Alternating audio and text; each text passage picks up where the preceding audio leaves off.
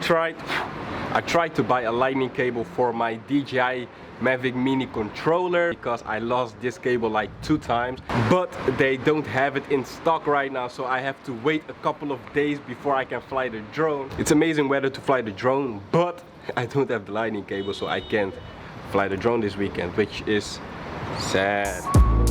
So recently I've been thinking a lot about my journey on YouTube and how I started out compared to how I'm doing right now. I was more thinking about how did my videos progress over time, and it took me a while. It took me a couple of hours to come up with a good list of answers, and one of the things that stuck out to me was I started planning my YouTube videos, and that was the thing that made me make my visual stories much better than they were back then. And planning, I'm not a person that likes to plan, but when it comes to YouTube videos in today's age, I always plan my YouTube videos. I always try to make some sort of plan before I'm going into a recording. There are certain steps I take before I'm going to shoot a video, and that's what we are going to talk about today. Which steps do I take before I'm making a video? And we're going to hurry up right now because the sun is out. It's 22 degrees. I'm wearing all black today for some reason, and it's killing me right now. So let's head back inside. So when we are speaking of planning a video, what is the thing that I do first when I'm planning out my videos? Well, the first thing that I do is I'm trying to make a video structure, and most of the time my video structure is the same, so I don't spend a lot of time on making a video structure. But there are some videos where the video structure is a little bit different, but most of the time I use a 3-act structure: a video with the beginning, a video with the middle section, and a video with an end, obviously. With the 3-act structure, if we dive a little bit deeper into it, I split it up in 4 parts. The first 2 parts is the beginning, the third part is the middle, and the 4th part is the end. So the first part of my video structure is the hook of the video. And the hook is basically a way of getting you guys into the video and keeping you guys there. That is my way how I hook you guys in with a drone shot, with a sequence, a B-roll sequence of me opening something,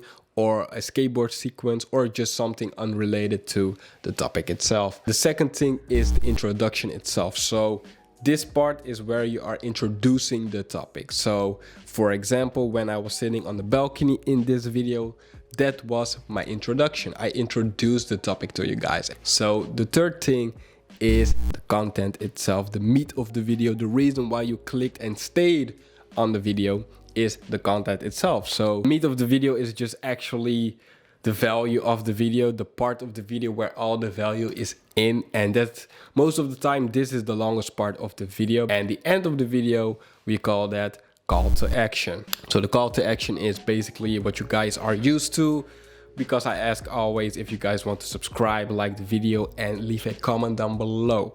So the call to action is the most used way how to end off a video. So having a structure like that makes it much easier for yourself to understand what you need. So when I'm out and about vlogging, I know that, okay, I need a hook, I need an introduction, and I need the call to action. This is why I start out with the video structure when I plan my videos. But after planning the video structure, we now have the outline of the video. The outline of the video I want to present to you guys. But how do we fill in this outline? So we now have the structure of the video, but how are we going to fill this structure in to give it some more spice? And the way how we are going to do that is picking a topic, but I am very selective when it comes to picking a topic. Let me explain. So the reason for me being very selective with the video topic I'm picking is because of the style of video I make, because I make vlogging style videos, and vlog style videos are very improvised, and sometimes it's very unpredictable in the sense of you don't really know what's going to happen on a specific day. Sometimes you do, but sometimes you don't. What I'm trying to do is, when I have an unpredictable day where I don't really know what's going to happen, I try to pick a topic that is very easy to talk about. For example, one of my previous videos is called How to Choose the Right Camera for You, and this topic is very easy to talk about, especially when I don't really know how much time I will have because I have an unpredictable day. I choose a topic that's easy to talk about so I can talk about it in between while I'm doing set activities. Such topic is really easy to talk about. It doesn't really require a lot of B-roll and things like that, just me talking into the camera and making the video as entertaining as possible. So that's what I mean with a easy topic, a topic you can talk about wherever you are. So I could talk about how to choose the right camera when I'm on the beach, when I'm in downtown, when I'm in a park like in that video. It doesn't really matter what I'm doing or where I am, I can talk about this topic. And that is pretty important because you don't want to put yourself in an awkward position when you are vlogging and talking about a specific topic. So that's what I mean with putting yourself in an awkward situation or awkward position. You have an unpredictable day where you don't really know what's going to happen and how much time you will have. It becomes really hard to talk about a very hard topic. For example, let's say that I am talking about how to edit a Premiere Pro video. Such a video takes a lot of care, attention, and a well explanation. But when I'm vlogging, where I don't really know what's going to happen and how much time I will have, it becomes very hard to pick and choose when to film, when to explain something. So I need to make sure I pick a easier topic because it doesn't really need that much of a in-depth explanation. So pick your topic wisely, or plan your topic wisely.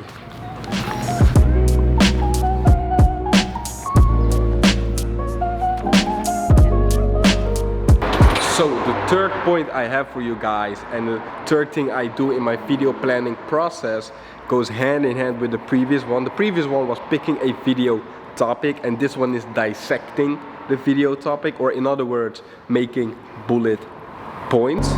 So let's use the Norway videos as an example. My third and second video on this YouTube channel is of me vlogging when I am going to Norway. I went to Norway for a weekend just to chill out with some friends. Before I went on my journey to Oslo, before the weekend, I planned out my video. I planned out my video structure, and I also planned out my video topic. The thing that I didn't plan was my bullet points in advance. So what ended up happening was, when I was documenting slash vlogging the video, my journey to Oslo, I didn't talk about the topic at all because I didn't remember what I wanted to address because I never made the bullet points in the first place. I end up not talking about the topic and I just summed up everything I was doing. So this is why I say try to plan out your bullet points before you are shooting your vlog slash video, because when you are filming your video, you don't want to think about what you want to address because that will distract you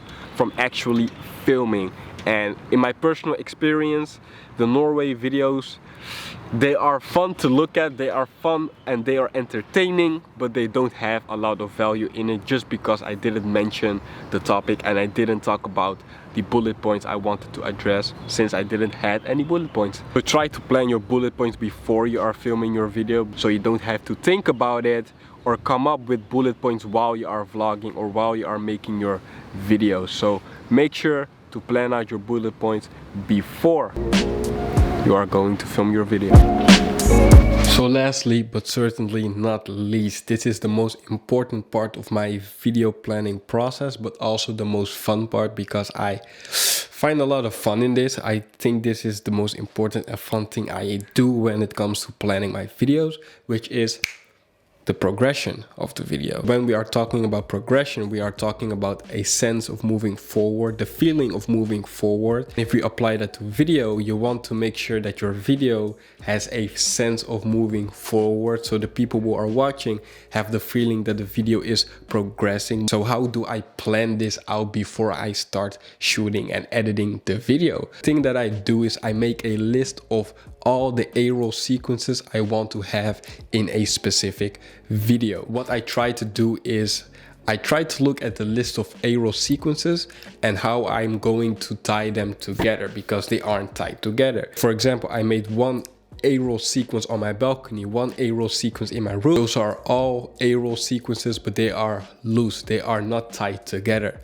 So how am I going to tie them together? This is when I'm thinking about what types of transitions I'm going to use, what types of B-roll am I going to use, and I write that all down. So you have an A-roll sequence, I write down which transition, and I write down the next A-roll sequence, and I'm going down the list like that. Gives me a sense of direction, because this list is not a concrete list. This list can change.